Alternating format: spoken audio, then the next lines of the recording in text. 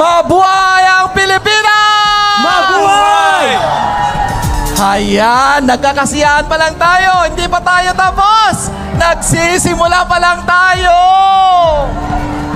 At syempre, kailangan maghanda-handa na po kayo. Dahil ang liwanag sa dilim ay atin na pong tatawagin. Handa na ba kayo talaga na manood ng Now Showing?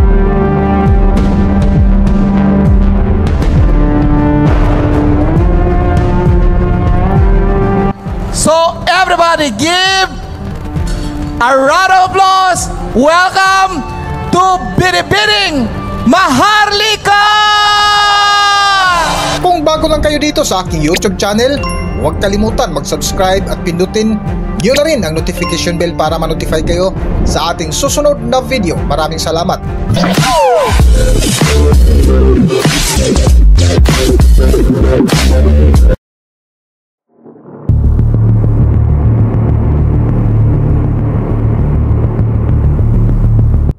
Ngayong araw, kasabay ng SMNI Live sa Los Angeles o ang Maisog Rally na ginaganap sa Amerika, sinubukang gurgurin ng mga nasa administrasyon ang live video kung saan opisyal na ipinapakita ang di umano'y pagdudurog ng droga ng former senator at ni Pangulong si Bongbong Marcos Jr.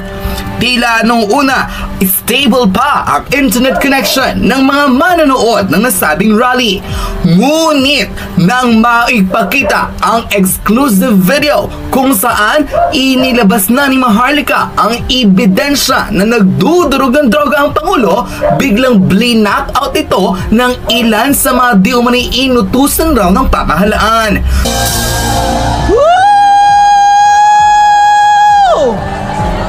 Mabuhay ang mga Pilipino! Mabuhay! Mabuhay ang Pilipinas! Mabuhay! Ayan, nagkakasiyahan pa lang tayo. Hindi pa tayo tapos. Nagsisimula pa lang tayo. At syempre, kailangan maghanda-handa na po kayo. Dahil ang liwanag sa dilim ay atin na pong tatawagin. Handa na ba kayo talaga na manood ng Now Showing? Ulitin ko, parang mahina. Handa na ba kayong panoorin ang Now Showing? Ayan! Hindi na makakapagsinungaling pa dahil nabulgar na ang tunay na ebidensya. Eksaktong 4 na oras bago ang kanyang third State of the Nation address, viral video ni President Bongbong Marcos na nagdudurog ng ipinagbabawal na gamot, nakita na ng sambay ng Pilipino kahit saan pa silang sulok ng mundo. Ikinagagalak ko pong tawagin ang isa sa mga dahilan kung bakit nandito po tayo ngayong gabi sa ating pagtitipon-tipon. Siya po ay tinaguriang makabagong Gabriela ng ating henerasyon. Walang iba kundi ang napakaganda, pilit ginogorgor, pero wala silang magawa.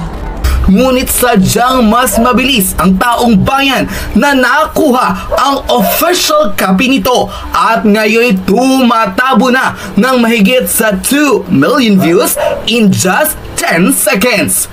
Ito ang balitang hindi dapat palagpasin para malaman ng taong bayan na totoo ang nooy naging babala ni President Rodrigo Duterte na nagluklok ang mga Pinoy ng durugistang adik.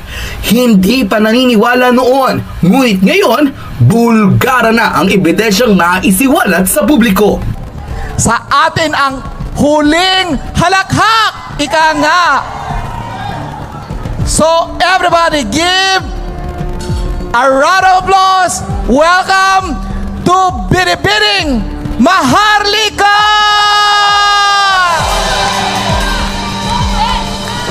Ayan. Parang beauty pageant lang yan. Nagbi-beauty pageant man siya yan. Yan, posing-posing lang, madam. Ayan, binibining Maharlika 2024. O, diba? Ang saya-saya. Sa loob ng 4 na segundo, bumaligtad ang puwit ng mga nasa palasyo dahil kitang-kita sa rehistro ng kamera ang pagmumukha ng dating senador na si Bongbong Marcos. Dito'y hawak niya ang isang cup at may idinudukot na white powdery substance habang nagbabantang itong sisingutin at ipinasok sa ilong, sabay tingala na parang heaven raw ang feeling. Dito na mas nandiri pa ang taong bayan dahil sa nasabing ebidensya. Mismong ang mga kapulisan at ang mga dating miyembro ng Armed Forces of the Philippines na kinumpirmang hindi ito AI generated at kitang-kita na hindi nagsisinungaling ebidensya at nabulgar na ang sekretong matagal na nilang itinatago sa publiko. Mga kababayan, opisyal nang inilatag ang unang ebidensya na nagtuturo at nagsasabing nagdudurog ng droga ang dating senador at ngayong Pangulong si Bongbong Marcos Jr. Say pa ng maraming netizen, ano raw ang iniintay ng taong bayan sa ikatlong sona ng Pangulo kundi magsilabas sa kanilang mga bahay at opisyal nang simulan ang people power nang mapalayas na ang mga pinugariang adik na nakaupo sa palasyo. Panoorin ang full video kung saan hindi nagsisinungaling ebidensya at totoo ang mga nooy naging babala ng dating Pangulong si Rodrigo Duterte na darating ang araw mailalabas ang baong katotohanan at pagbabayaran ni Marcos Jr. ang kanyang pangloloko sa taong bayan. Narito panoorin ang full video.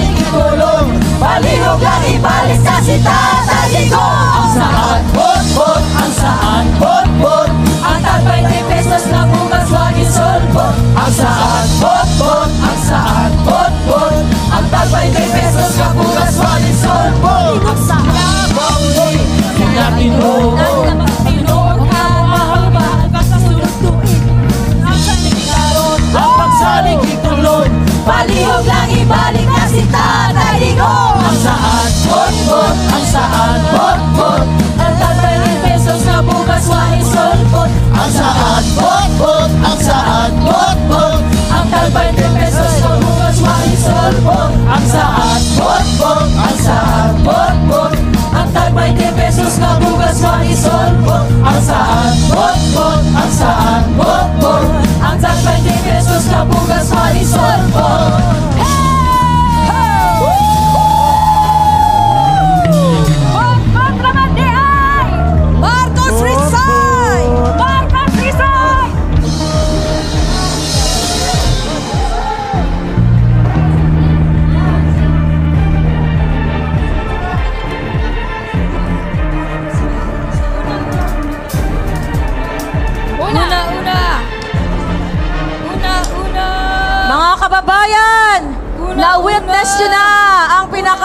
sa inyo.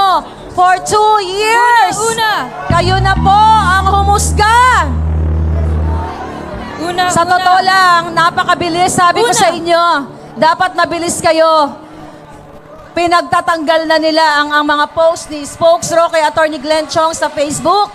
Ganon po sila takot sa bidyong ito. Nakaabang sila, so tinanggal po ang mga postings natin. Yung mga Facebook ninyong nag-live, nandyan pa? Meron pa! Diba, nandyan pa? The reason why kami yung unang tinanggal, kami po talaga yung target nila. Kaya naman, yung aming mga post ay wala na. But anyway, ang importante, nakita na ninyo. And for sure, milyon-milyong Pilipino ang magre-re-upload dito. Spread it like a wildfire. Ano po ang pakiramdam nyo ngayon? Grabe! Buhaya! Ano po ang pakiramdam ng mga Pilipino dito sa Amerika? Mayado! Mga disappointed! Nagkakalaitin si Galit! Ano ang gusto nyong gawin ngayon ng taong bayan? People power na! Bumaba ka na! Bangag! Marcos resign! Marcos resign! Marcos resign! Marcos resign! Marcos resign! Bangag! Marcos resign! Bangag! Marcos resign! Bangag! Marcos resign! Marcos resign! Marcos resign! Hanggang dito na lang muna ang ating video at kung nagustuhan nyo, huwag kalimutan mag-subscribe at pindutin nyo na rin ang notification bell para ma-notify kayo sa ating susunod na video. Maraming salamat!